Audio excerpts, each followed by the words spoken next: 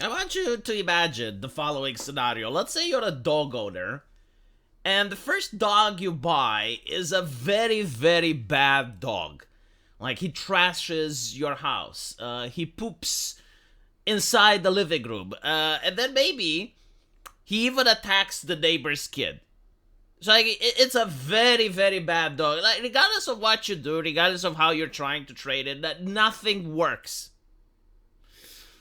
Now, let's say that years pass and you get another dog, and you start punishing the other dog for what the previous one did.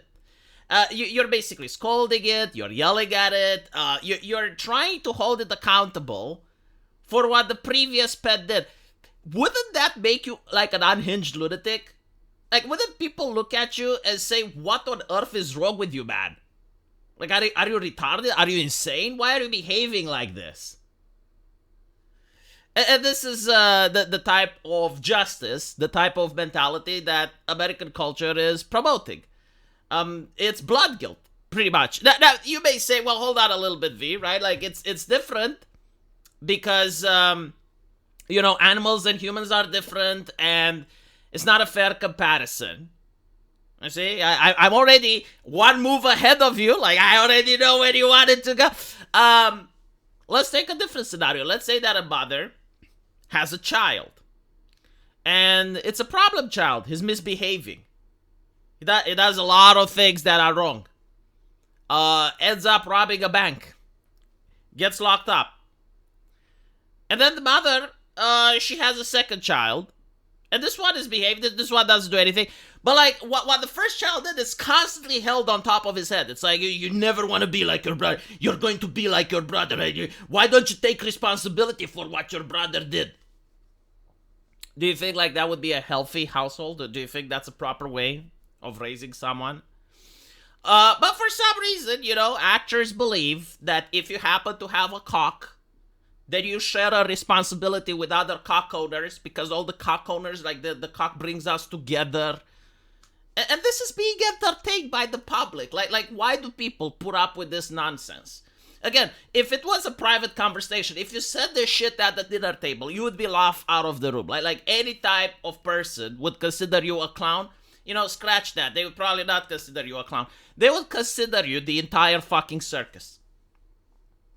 But if it's not in public and the media goes along with it, and you have like some scientists and academics saying, oh, yeah, no, this is credible, then everyone applauds, and everyone is going to share these opinions because they're the quote-unquote popular opinions, even though I just demonstrated how retarded they are. And this was like another thing that the West prided itself on. Like, we advanced as a society. We no longer do the medieval blood guilt stuff. We no longer hold people accountable for shit that they did in the past. I remember growing up, there was like this very popular movie at the time made by Mel Gibson, The Passions of Christ.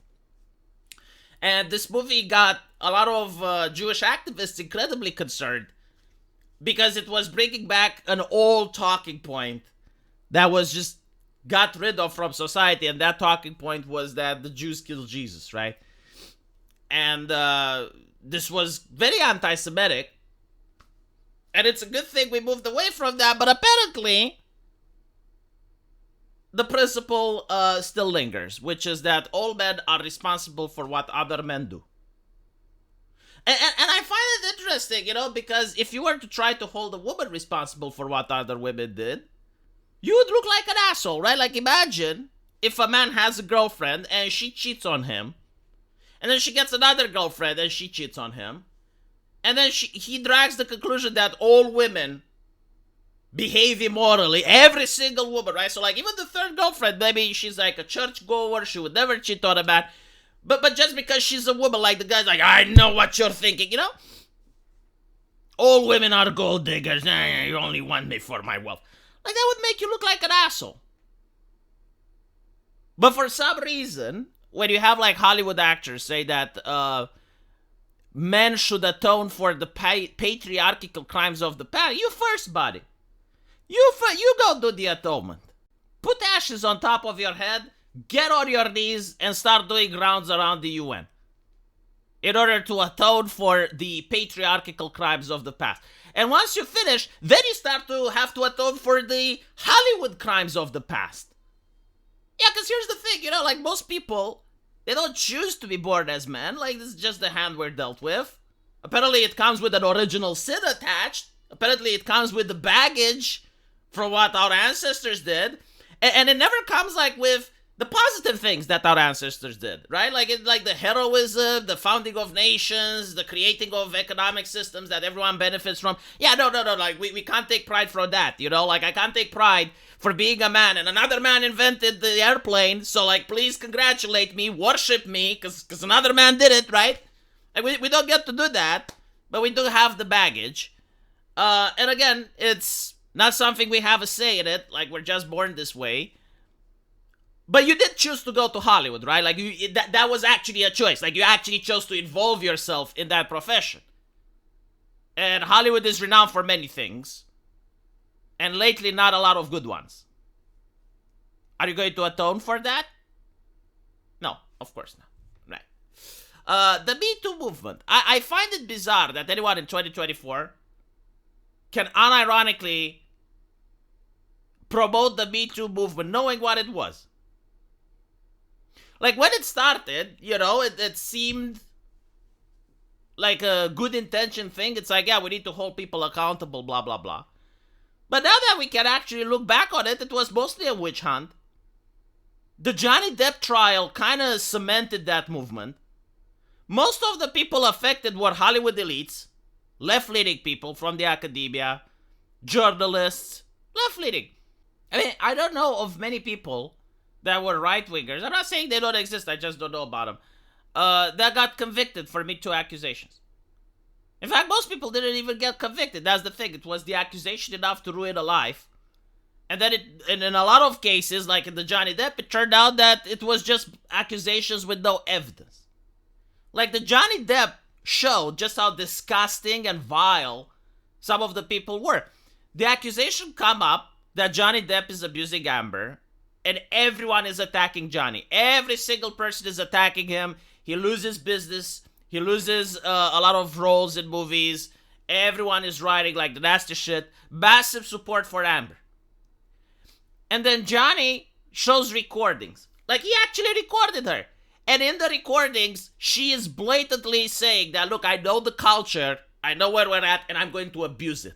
Because I can. And no one will believe you, Johnny. No one will believe you. I am the one that's beating you, and no one will believe you.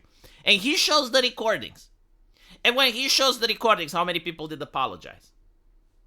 How many people were, wow, that was fucked up, like, we're sorry, Johnny. No one, right? Because it's not about justice. It's about seeing to be popular. It's having the right opinion. Saying the correct stuff, even if it means hurting other people. Like, for the last 100 of years, our ancestors have worked in order to create a fair justice system. It's not the best, but compared to what else existed, I think the one that we have is a lot superior than the one in medieval time. So, in other words, you have an accuser, they bring evidence, they bring receipts, the other party gets to look at the evidence, they can bring counter evidence, counter claims, and then a neutral party, a judge, presides over that, and then a jury, in some cases, gets to decide whether or not the person is guilty. But we're going to throw all of that and go back to the medieval time with the torches and pitchforks. Because we know, right? If she wasn't a witch, why would people say she? Why would anyone lie about someone being a... What would they gain? And so this whole shit with we need to rebalance the crimes in the past. I don't agree with it. I think they're already rebalanced. I don't think women had a better time in human history than they have in the West right now. I don't think there are many countries outside of the West where you can say... Well, actually, there's no countries outside of the West where you can say women have it better. And I think, like, the only duty, the only responsibility that I have is to stop supporting this hateful rhetoric. I think that men and women are there to complete each other rather than compete with each other. I do not believe in ancestral guilt. And I do believe that I genuinely do have a moral responsibility to start boycotting this shit. You're right. I finally see it. Yes, like, the modern man has a moral impetus of not watching whatever this guy plays in. It's okay, there's a lot of other things to watch. Like South Korea is now making good movies. There's a lot of movies that came before the 90s, and even like the 2000 era has great movies. It is a moral imperative. He opened my eyes. I agree with him. Yes, like, we need to hold other men in high standard, and I don't think that we should allow for people to spew such hatred and division. And so I won't fund it with my money. I will not promote ideologues masquerading as actors, starting to lecture the population on such divisive rhetoric that is masquerading as compassion, kindness, and equality, and it's anything besides something that's self-serving. It's like, look how progressive I am, look at my ideology, watch my shit. No, you're not progressive. We don't believe in your idea. You work for Hollywood. You know, a lot of people say a lot about the Catholic Church. But Hollywood is doing a really great job at competing with the Catholic Church. Both in trying to promote morality, but also in the negative ways that it is renowned for acting. The Pope did have a crucifix with a hammer and sickle, didn't he? Right. Again, like the comparisons between Hollywood and the Catholic Church as institutions is very apt, in my opinion. At least the Catholic Church did stop the child grooming allegations, right? Like, they did eventually get rid of those priests. There were actual investigations. Did Hollywood do something like that? Because there's a lot of people that work in Hollywood and they start saying some very scary stories about the shit that they saw there. But they're not giving names because they're afraid of getting sued, and those stories happened decades ago. Was there ever an investigation? Like, oh, well, let's see. Maybe the stories still are happening today. Maybe they aren't. You know, who knows? Like, there's new people. Didn't Harvey Weinstein come from Hollywood? Right. So, why is it James Bond, why is it James Norton holding Hollywood to account first? Why is he holding men in general? Oh, are you trying to hide Hollywood from responsibility by trying to get more people involved in responsibility so that the finger is less likely to point where you work at? Interesting. Let me know what you guys think. And as usual, I'll see you in the comment section. Take care.